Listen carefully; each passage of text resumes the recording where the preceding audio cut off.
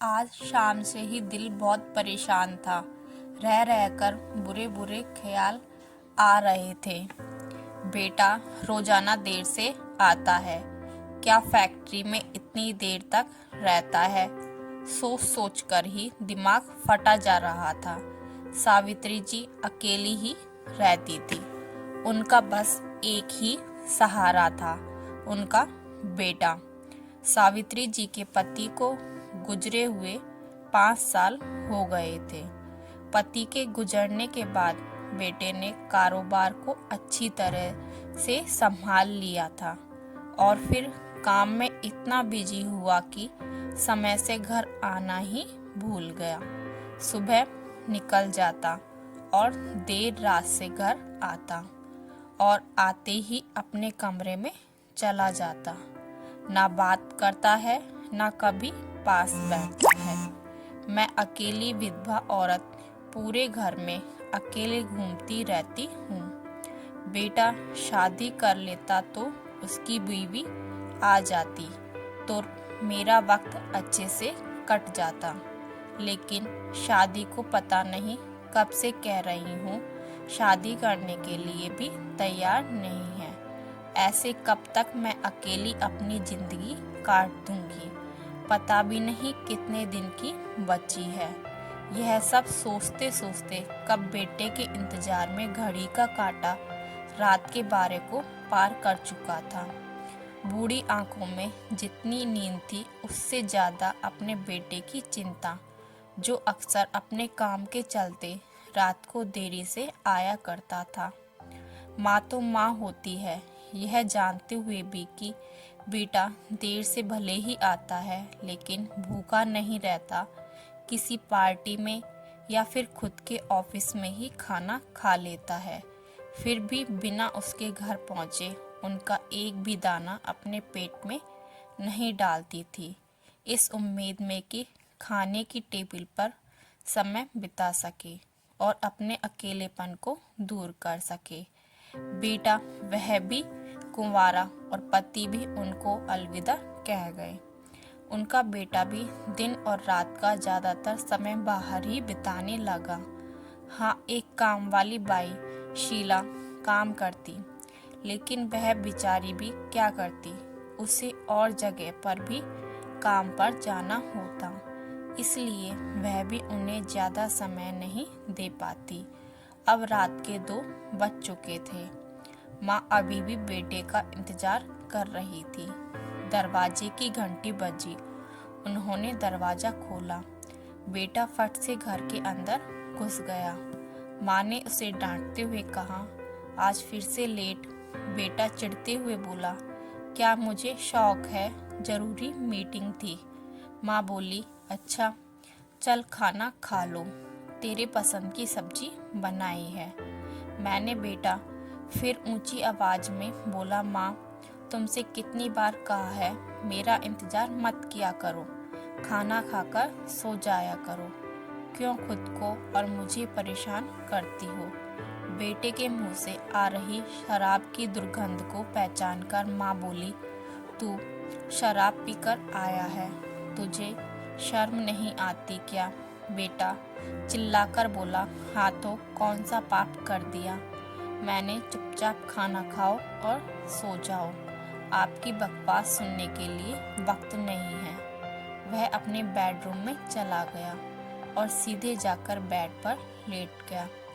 नशे के कारण अगले ही मिनट उसे गहरी नींद आ गई। माँ उसके कमरे में आई, उसके जूते और मोजे उतारे, उसे चादर उड़ाई और पास बैठकर गहरी सोच में डूब गई। घंटे भर वहां बैठने के बाद अपने कमरे में जाकर सो गई। सुबह बेटे के कमरे का दरवाजे पर शीला ने दस्तक दी। नींद में ही बेटे ने पूछा, कौन है? शीला बोली, मैं हूँ मालिक, कमरे में झाड़ू लगाना है। बेटा आंखें बिना खोले ही बोला, ठीक है, सफाई करके दरवाजा बंद करके जाना। शीला अपने काम में लग गई। झाड़ू मारते मारते शीला की नज़र बेड के नीचे पड़े वॉलेट पर पड़ी। उसमें नगद रुपये भी थे। शीला ने वॉलेट उठाया, एक बार वॉलेट को एक बार सोते हुए अपने मालिक को देखा। उसके तकिए के पास रखकर चली गई। सवेरे 10 बजे बेटा उठकर अपने ऑफिस को निकल गया। रास्ते में पेट्रोल पंप पर पेट्रोल भरने के लिए वॉलेट निकाला, तब उसमें पैसे नहीं थे। उसने वॉलेट को अच्छे से चेक किया, फिर भी उसे पैसे नहीं दिखे। अंत में वह कार्ड से पेमेंट कर ऑफिस चला गया। ऑफिस पहुंचकर बेटा अपने बिजी शेड्यूल में लग गया। अपने कस्टमर को उन्होंने प्रोडक्ट के बारे में प्रेजेंटेशन दे रहा था कि तभी उसके फ़ोन पर घंटी बजी। फ़ोन पर माँ का नाम आ रहा था। उसने फ़ोन न उठाकर उसे साइलेंट पर कर दिया, लेकिन फिर भी बार बार माँ कॉल कर रही थी। बेटा बोला, क्या करती हो माँ? अगर मैं फ़ोन नहीं उठा रहा तो आपको समझ जाना चाहिए कि कोई ज़रूरी काम कर रहा हूँ। यहाँ पर मैं बहुत ज़रूरी मीटिंग में हूँ। मैं आपसे बाद में बात करूँगा।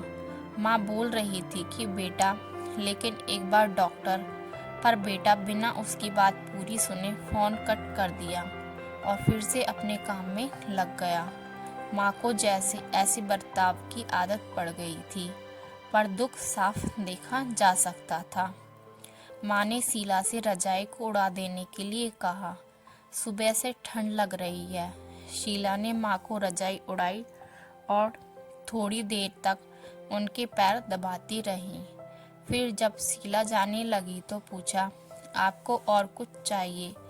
माँ बोली, बेटा मैं जानती हूँ तुम कहीं और जगह पर काम करती हो, लेकिन क्या तुम थोड़ी देर और यहाँ बैठकर मुझसे बातें कर सकती हो?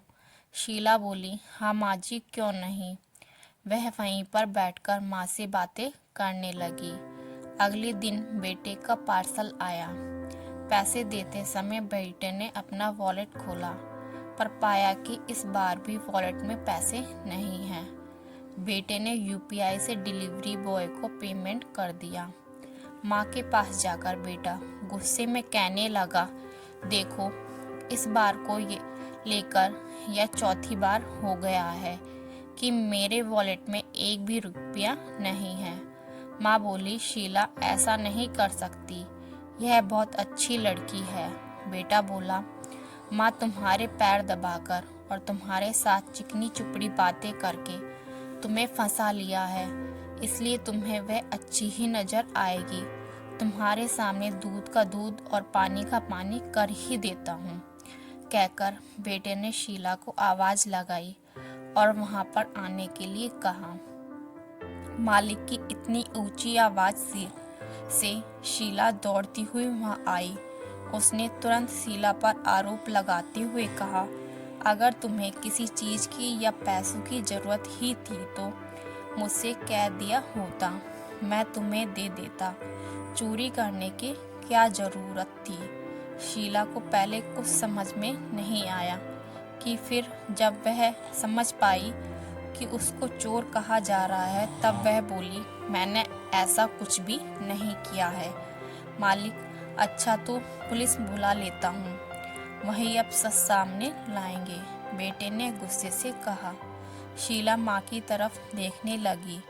माँ ने अपने बेटे से कहा, शीला ने चोरी नहीं की है, वॉलेट से पैसे मैंने निकाले।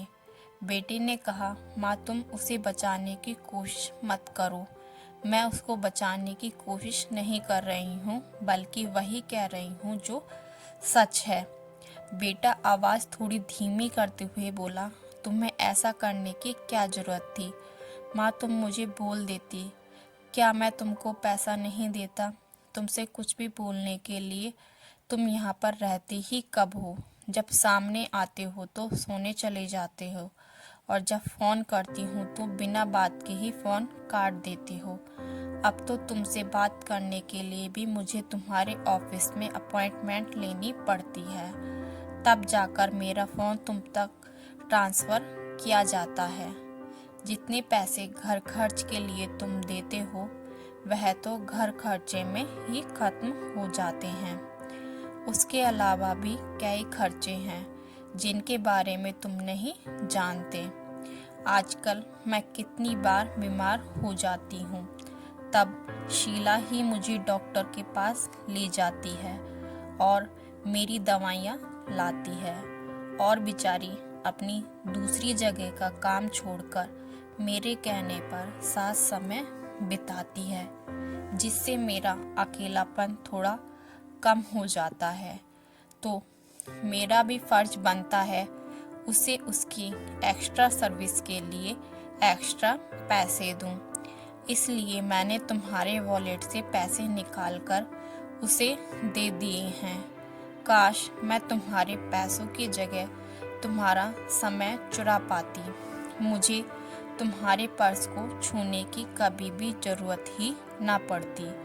बेटा अपनी माँ की यह सारी बातें सुन रहा था और बेटे ने अपनी माँ से माफ़ी मांगते हुए कहा, देखो माँ, मैं समझ गया हूँ कि मैं बहुत गलत बर्ताव कर रहा था आपसे। अब तक जो हो गया है मैं उसे तो नहीं बदल सकता, लेकिन इतना वादा कर सकता हूँ कि अब आगे से आपके लिए वक्त ज़रूर निकाला करूँगा।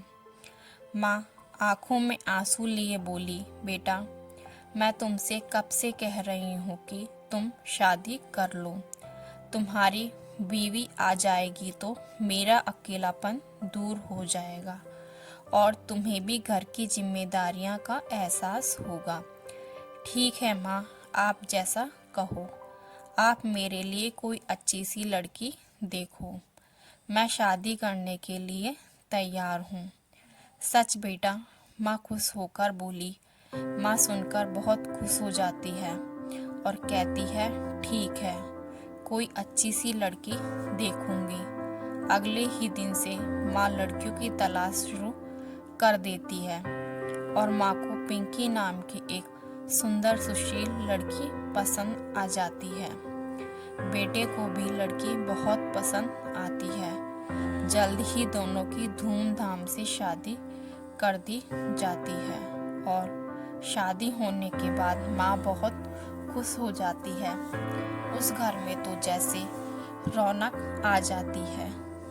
उसका वीरान घर पिंकी के आने से माँ का वीराना सोनापन सब खत्म हो जाता है। पिंकी भी अपनी सास की बहुत सेवा करती है। पिंकी एक हंसमुख सर्वगुण संपन्न लड़की होती है। वह अपना ज़्यादातर समय अपने सास के साथ बिताती है।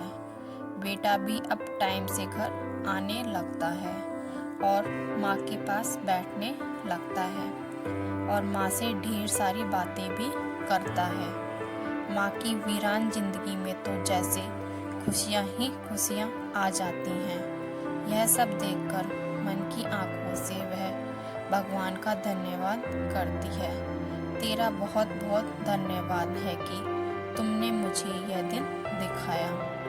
कामयाबी और पैसों के पीछे इतना नहीं दौड़ना चाहिए कि हमारे अपने हमसे इतनी दूर हो जाएं कि फिर हम उनसे कभी मिलती ना पाएं। हम बड़े हो रहे हैं, यह याद रखने की ज़रूरत है, लेकिन यह भी भूलना नहीं चाहिए कि हमारे बड़े बूढ़े हो रहे हैं, उनको हमारी ज़्यादा ज़रूरत है। तो दोस्तों, अगर आपको हमारी कहानी पसंद आई हो तो लाइक, शेयर एंड सब्सक्राइब करना ना भूलें।